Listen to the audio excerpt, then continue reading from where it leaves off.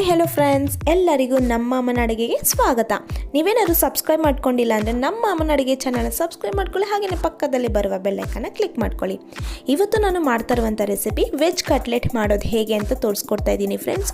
ತುಂಬ ಈಸಿಯಾಗಿ ಮಾಡ್ಕೋಬೋದು. ವೆಜ್ ಕಟ್ಲೆಟ್ ಮಾಡೋದಕ್ಕೆ ಬೇಕಾಗಿರುವ ಇಂಗ್ರೀಡಿಯೆಂಟ್ಸ್ ನೋಡ್ಕೊಂಬರೋಣ. ಅದಕ್ಕಿಂತ ಮುಂಚೆ ನಾನಿಲ್ಲಿ ಬ್ರೆಡ್ ಕ್ರಮ್ಸ್ನ ಮಾಡ್ಕೊತಾ ಇದ್ದೀನಿ. ನೋಡಿ ಫ್ರೆಂಡ್ಸ್, ಈ ಥರ 6 ಪೀಸ್ ಬ್ರೆಡ್ ಸ್ಲೈಸ್ನ ತೊಗೊಂಡಿದ್ದೀನಿ. ಇವಾಗ ಮಿಕ್ಸಿ ಜಾರ್ಗೆ ಈ ಥರ ಬ್ರೆಡ್ನ ಕಟ್ ಮಾಡಿ ಹಾಕೊತಾ ಇದ್ದೀನಿ. ಇಲ್ಲಿ ನಾನು ಮನೇಲೇ ಬ್ರೆಡ್ ಕ್ರಮ್ಸ್ ಮಾಡೋದು ಹೇಗೆ ಅಂತ ತೋರಿಸ್ಕೊಡ್ತಾ ಇದ್ದೀನಿ ಫ್ರೆಂಡ್ಸ್. ಬೇಕಂದರೆ ನೀವು ಔಟ್ಸೈಡ್ ಕೂಡ ತೊಗೊಬಂದು ಮಾಡ್ಕೋಬೋದು. ಇವಾಗ ಈ ಥರ ಬ್ರೆಡ್ನೆಲ್ಲ ಈ ಥರ ಕಟ್ ಮಾಡಿ ಹಾಕ್ಕೊಂಡು ಪೌಡರ್ ಮಾಡ್ಕೊಂಡು ಬರಬೇಕು. ನೋಡಿ ಫ್ರೆಂಡ್ಸ್, ಈ ಥರ ಪೌಡರ್ ಆಗಿದೆ. ಒಂಚೂರು ನೀರು ಹಾಕ್ತಿರೇ ನಾವು ಪೌಡರ್ ಮಾಡ್ಕೋಬೇಕು. ನೋಡಿ ಎಷ್ಟು ಚೆನ್ನಾಗಿ ನಾವು ಮನೇಲೇ ಬ್ರೆಡ್ ಕ್ರಮ್ಸ್ ಮಾಡೋದು ನೋಡಿದ್ರಲ್ಲ. ಇವಾಗ ಇಂಗ್ರೀಡಿಯೆಂಟ್ಸ್ ಏನೇನಂತ ನೋಡ್ಕೊಂಬರೋಣ. ಬೀನ್ಸು ಅರ್ಧ ಕಪ್ ಚಿಕ್ಕದಾಗಿ ಕಟ್ ಮಾಡಿ ಇಟ್ಕೊಂಡಿದ್ದೀನಿ. ಕ್ಯಾರೆಟ್ 2 ಈ ಥರ ಚಿಕ್ಕದಾಗಿ ಕಟ್ ಮಾಡಿ ಇಟ್ಕೊಂಡಿದ್ದೀನಿ. ಕೊತ್ತಂಬರಿ ಸೊಪ್ಪು 1/4 ಕಪ್ ಅಷ್ಟು ತೊಗೊಂಡಿದ್ದೀನಿ. ಹಸಿಮೆಣಸಿನ್ಕಾಯಿ 2 ಈ ಥರ ಚಿಕ್ಕದಾಗಿ ಕಟ್ ಮಾಡಿ ಇಟ್ಕೊಂಡಿದ್ದೀನಿ. ಬೆಳ್ಳುಳ್ಳಿ 1 ಟೇಬಲ್ ಸ್ಪೂನ್, ಶುಂಠಿ 1 ಟೇಬಲ್ ಸ್ಪೂನ್, ಈರುಳ್ಳಿ 1 ಈ ಥರ ಚಿಕ್ಕದಾಗಿ ಕಟ್ ಮಾಡಿ ಇಟ್ಕೊಂಡಿದ್ದೀನಿ. ಇಲ್ಲಿ ನಾನು ಬಟಾಣಿ ಓವರ್ನೈಟ್ ನೆನೆಸಿಟ್ಕೊಂಡಿರೋದು 1/4 ಕಪ್ ಆಗೋಷ್ಟು ತೊಗೊಂಡಿದ್ದೀನಿ. ಇಲ್ಲಿ ಉದ್ದಿನಬೇಳೆ ಮತ್ತು ಸೋಂಪುನ ಅರ್ಧ ಟೀ ಸ್ಪೂನ್ ಆಗೋಷ್ಟು ತೊಗೊಂಡಿದ್ದೀನಿ. ಗರಂ ಮಸಾಲ 1 ಟೀ ಸ್ಪೂನ್, ಅಚ್ಕಾರದ ಪುಡಿ 1 ಟೇಬಲ್ ಸ್ಪೂನ್, ಧನಿಯಾ ಪುಡಿ 1 ಟೇಬಲ್ ಸ್ಪೂನ್, ಅರಿಶಿನ ಪುಡಿ 1/4 ಟೀ ಸ್ಪೂನ್ ಅಷ್ಟು ತೊಗೊಂಡಿದ್ದೀನಿ. ಇಲ್ಲಿ ನಾನು 4 ಆಲೂಗಡ್ಡೆನೇ ಬೇಯಿಸಿ ಈ ಥರ ಸ್ಮ್ಯಾಶ್ ಮಾಡಿ ಒಂದು ಬೌಲಲ್ಲಿ ಹಾಕಿ ಇಟ್ಕೊಂಡಿದ್ದೀನಿ. ಮೈದಾ ಹಿಟ್ಟು 3 ಟೇಬಲ್ ಸ್ಪೂನ್, ಬ್ರೆಡ್ ಕ್ರಮ್ಸ್ ತೊಗೊಂಡಿದ್ದೀನಿ. ಎಣ್ಣೆ ಶಾಲೋ ಫ್ರೈ ಮಾಡೋದಕ್ಕೆ, ರುಚಿಗೆ ತಕ್ಕಷ್ಟು ಉಪ್ಪು. ಇವಾಗ ಸ್ಟವ್ ಹಚ್ಚಿ ಒಂದು ಕಡಾಯನ್ನು ಇಟ್ಕೊಂಡಿದ್ದೀನಿ.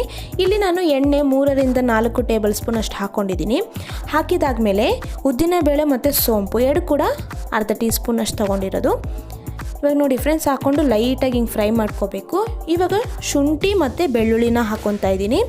ಶುಂಠಿ ಬೆಳ್ಳುಳ್ಳಿ ಎಲ್ಲ ಹಸಿ ವಾಸನೆ ಹೋಗಿ ಗೋಲ್ಡನ್ ಬ್ರೌನ್ ಬರಬೇಕು, ಅಲ್ಲಿವರೆಗೂ ನಾವು ಫ್ರೈ ಮಾಡ್ಕೋಬೇಕು ಫ್ರೆಂಡ್ಸ್. ಆವಾಗ ಚೆನ್ನಾಗಿರುತ್ತೆ ಟೇಸ್ಟು.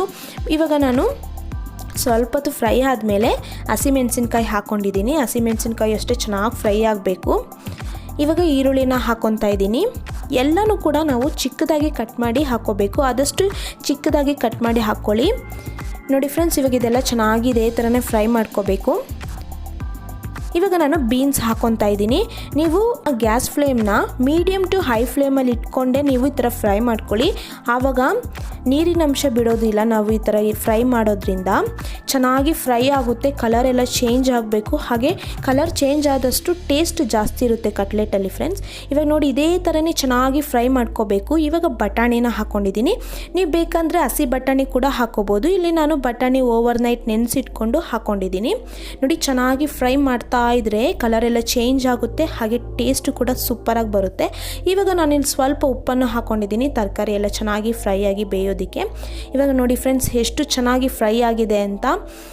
ಕಲರು ಕೂಡ ಚೇಂಜ್ ಆಗಿದೆ. ಈ ಟೈಮಲ್ಲಿ ಅಚ್ಕಾರದ ಪುಡಿ, ಧನಿಯಾ ಪುಡಿ, ಅರಿಶಿನ ಪುಡಿ ಮತ್ತು ಗರಂ ಮಸಾಲ ಇಷ್ಟನ್ನು ಹಾಕ್ಕೊಂಡು ಚೆನ್ನಾಗಿ ಮಿಕ್ಸ್ ಮಾಡಿಕೊಂಡು ಒಂದು 30 ಸೆಕೆಂಡ್ಸ್ ಇದೇ ಥರನೇ ಫ್ರೈ ಮಾಡಿಕೊಂಡ್ರೆ ಸಾಕಾಗುತ್ತೆ. ನೋಡಿ ಫ್ರೆಂಡ್ಸ್, ಇವಾಗ ಇದೆಲ್ಲ ನೋಡಿ ಕಲರೆಲ್ಲ ಎಷ್ಟು ಚೆನ್ನಾಗಿ ಚೇಂಜ್ ಆಗಿದೆ ಅಂತ. ಬಟಾಣಿ ಕೂಡ ಚೆನ್ನಾಗಿ ಫ್ರೈ ಆಗಬೇಕು.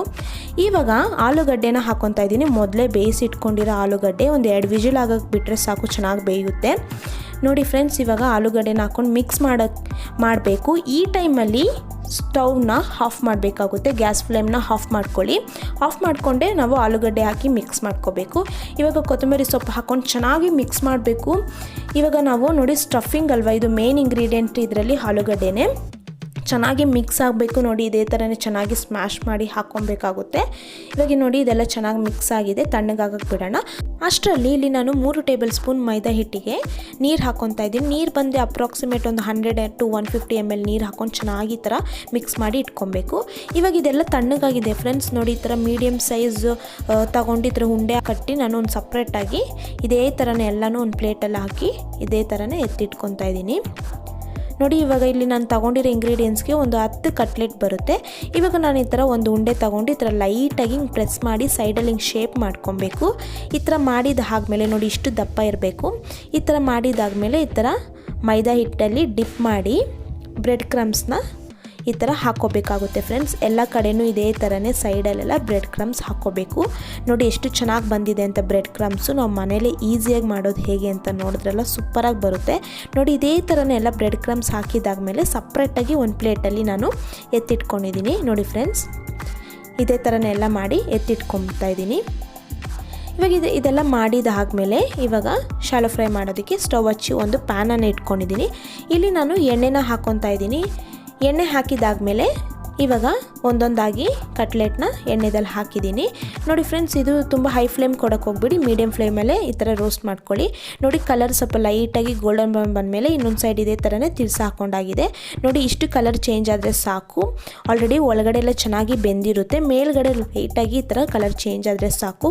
ನೋಡಿದ್ರಲ್ಲ ಫ್ರೆಂಡ್ಸ್, ಎಷ್ಟು ಸೂಪರಾಗಿ ಮನೇಲೆ ಕಟ್ಲೆಟ್ ಮಾಡೋದು ಹೇಗೆ ಅಂತ. ನೀವು ಕೂಡ ಮನೇಲಿ ಒಂದ್ಸತಿ ಟ್ರೈ ಮಾಡಿ, ಹೇಗೆ ಬಂತಂತ ಕಮೆಂಟ್ ಮಾಡಿ. ಹಾಗೆಯೇ ನಮ್ಮ ಅಮ್ಮನ ಅಡುಗೆ ಚಾನಲ್ ಸಬ್ಸ್ಕ್ರೈಬ್ ಮಾಡ್ಕೊಳ್ಳಿ, ಪಕ್ಕದಲ್ಲಿ ಬರುವ ಬೆಲ್ ಐಕಾನ್ನ ಕ್ಲಿಕ್ ಮಾಡ್ಕೊಳ್ಳಿ. ಈ ವಿಡಿಯೋ ನೋಡಿರುವ ಎಲ್ಲ ವೀಕ್ಷಕರಿಗೂ ಧನ್ಯವಾದಗಳು.